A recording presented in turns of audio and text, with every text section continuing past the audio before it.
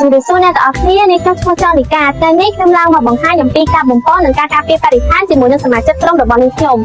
សម្រាប់ការបំពន់បរិស្ថាននិងផលប៉ះពាល់របស់វាមានដូចជាការបំពន់បរិស្ថាន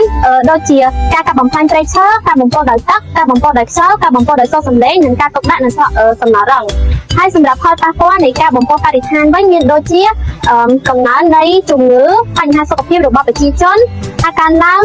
នៃស្រទាប់អូសូនកំណើនថែនដីផលប៉ះពាល់នៃការលូតលាស់របស់រុក្ខជាតិចំពោះការការពារបរិស្ថានគឺសំដៅទៅលើការថែរក្សាការពារនិងស្ថាបនាឡើងវិញដូចជាទឹកដីខ្យល់ព្រៃឈើនិងជីវៈចម្រុះហើយការការពារបរិស្ថានហ្នឹងមានដូចជាទី1គឺការកាត់បន្ថយការបំពុលគឺការប្រើប្រាស់ថាមពលស្អាតការដុតឥន្ធនៈនិងការបញ្ចេញឧស្ម័នឬក៏ផ្សែងពុលទៅទីបរិយាកាសចំពោះមួយទៀតគឺការអភិរក្សធនធានធម្មជាតិ